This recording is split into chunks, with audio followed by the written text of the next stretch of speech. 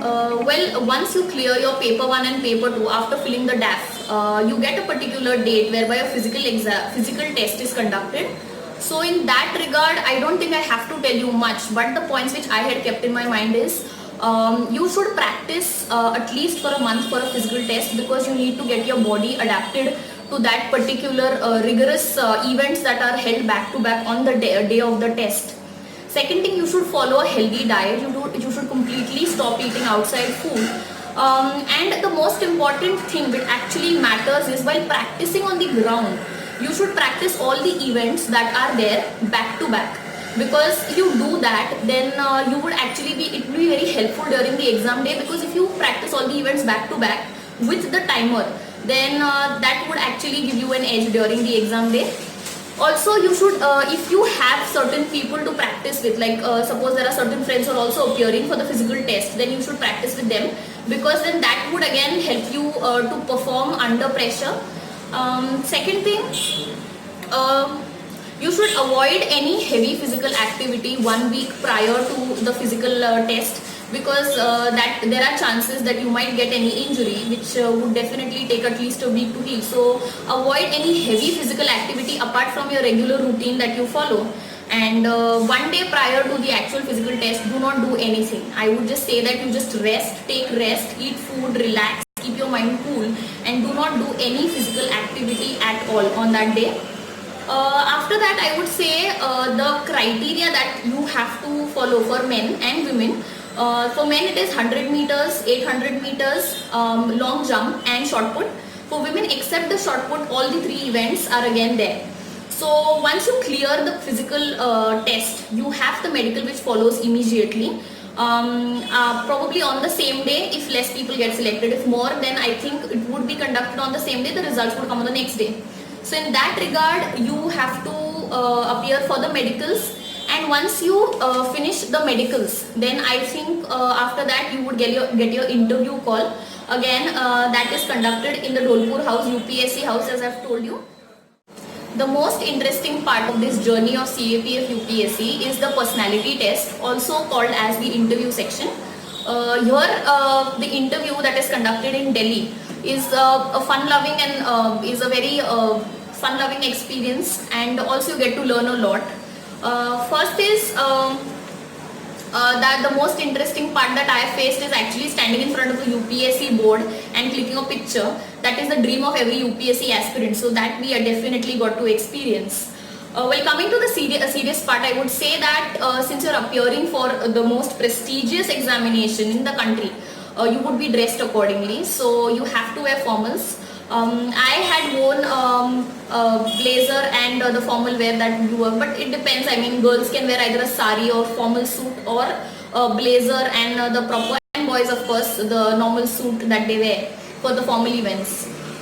Be ready with a set of required documents on the day, because there you actually do not get time, and you have to, before the interview, you should not be baffled and confused as to what should be, because once everything is set and everything is smooth, then you would be able to focus more properly on your interview. Also, I think that the sections that you need to prepare for the interview, because it's a very easy flowing and simple process, is you have to focus more on your DAF that you fill after clearing your phase 1, that is the MCQ, that is the written paper, before appearing for the physical. In the DAF, I would say that you are asked your details as to the area, locality that you stay in, which plays a very important part, because they ask you a lot of questions with regard to that. Your hobbies, achievements. Here I would say that while filling your DAF, you need to be very careful with regard to your hobbies and achievements, because again there are chances that questions might be asked in that section. There are many people who actually put 7 to 8 hobbies, and like, I like reading, I like living life, I like doing this, I like doing that, but when they're actually asked upon it, they cannot explain or they cannot give justification as to why that is their hobby. So I think that you should stick to only 1 or 2 hobbies, and that too when you actually preach them, because whenever questions are asked upon them, you need to know each and every detail. As you need to know, if your hobby is playing badminton, then you need to know the events, the court measurements, the events that are played at the national, international, local level, your achievements in that. So I think hobbies and achievements, need to be very careful, and you need to be very thorough, and you need to be very honest at that. Also the extracurriculars, the same applies. Also, the DAF consists of your educational details, the institutions that you've studied in, and your graduation details. The most important, one of the most important part that the DAF consists is of your preferences. As I told you that CAPF consists of the 5 forces, that is CISF, ITBP, CRPF, SSB and BSF. So out of the 5 forces, you actually have to give your preferences. Again, for this you can ask people who are already in the force, or you can go as per your gut feeling, as in there are certain people who like to experience adventure, who like to would like to work in the northeastern area of the country, then I think they prefer ITBP. There are certain people who like to work in the Naxalite area or the anti-insurgency operations, then they give CRPF as their preference. So preference is completely your decision, is your prerogative. You can of course take advice from the seniors and follow your heart and put the preference sections carefully. The interview that we have talked about actually consists, I would like to give my certain personal experiences while going to the interview. The first thing is mostly the interview is based upon the DAF. So while preparing, you need to prepare it thoroughly, as in each point of the DAF that you filled, you have to find the details and you should be able to answer everything. For example, your institution, the place you stay, the problems related to the area, the important steps taken by the government or the public representatives, for example the MLA, MP of the area, or certain initiatives, positive steps, drawbacks of that particular area of your institution. Second thing, you need to be thorough with the current events, because as I remember when I had entered, the first question asked to me by the chairman was that suddenly North Korea, South Korea or India and China are building very close ties. What is the reason? So I remember I had not read the newspaper a week prior to the interview, and I was completely clueless. I mean, that does not harm. I mean, it's not going to actually bring your score down to a very low 0. But yes, I stayed confident. I told him that sorry sir, I do not know. This takes me to my next point, is that in school that we've learned that honesty is the best policy, is something that we need to preach during the UPSC interview. Because if you do not know the answer to a particular question, then yes, you do not know it. You do not have to bluff. You have to say that sorry sir, I do not know, but I definitely will find it out.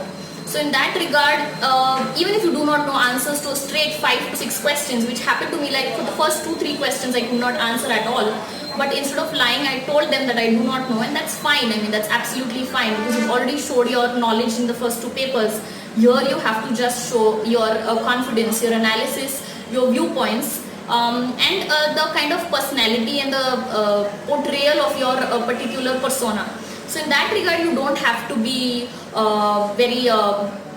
you don't have to prove your knowledge here. So in that regard, you need to be very honest in your answers. Also, you need to understand that the UPSC panel members are very cordial. They're not there to, they're not headmasters or headmistresses of any college. So you need to understand that you're very cordial, you need to relax, you need to have a very smooth conversation with them, and you need to be, you need to have that eye contact and that little smile. As in, you don't have to laugh, you don't have to be very strict, but you have to have that little pleasant smile so that the person sitting in front of you is also very comfortable with you. Also, as expected, if they are expecting a particular question, then you don't have to give all the unnecessary details. Like if they ask you a particular view, your view, then you just have to give your view in a sentence or 2. You don't have to drag it as to complete unnecessary details that you have. Also, if they ask you a particular question with regard to your view on any certain aspect, then you don't have to give any unnecessary details. You have to give answer to the point in 1 or 2 sentences, because they have to take a long interview and they're interviewing many people, so you don't have to bore them. You have to be to the point and you have to convince them with proper justification.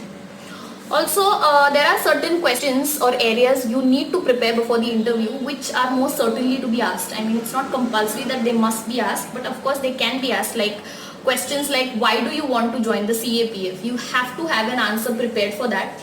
Of course, it does not have to be a mechanical answer, something which comes from your gut feeling, but you have to have such questions prepared. Questions related to your graduation field, questions related to certain burning topics in the current issue. And particularly to the female candidates, I think that they need to prepare questions or issues which are related to women in particular. For example, I was asked in my interview 3 questions related to women. As to a member asked me as to what is women empowerment. Do you think India lags behind in that regard, and also give instances. So of course, I mean, women empowerment is an issue. Women empowerment is a topic which definitely you should prepare. Also, next question that they asked me was reservation. Is reservation for women apt? So in that regard, you need to have your viewpoints. Also, as I said that you might be asked questions regarding your locality. So as I belong to Mumbai, they asked me problems as to the plastic pollution, what steps I would take at my own individual level. And one more thing I would like to tell you is that if you belong to a particular urban area, then you just not have to prepare for that particular urban area. You can be asked questions related to the rural areas as well. So I was asked a question as to how can I take steps whereby a farmer's income can be doubled by 2022. So I would say that you have to have an overall preparation, not just regarding urban or rural, but India as overall. Also the questions they had asked me about the incident that I told you, so they can ask sub questions upon that. So when you're preparing a particular topic, you need to prepare as to what question can be asked and also what sub questions can be asked. So in that regard, you need to have a holistic approach while tackling a particular issue. At the end, I would just like to say that all the people who are having their interview in May, the CAPF interview, I would just like to wish all the best to them.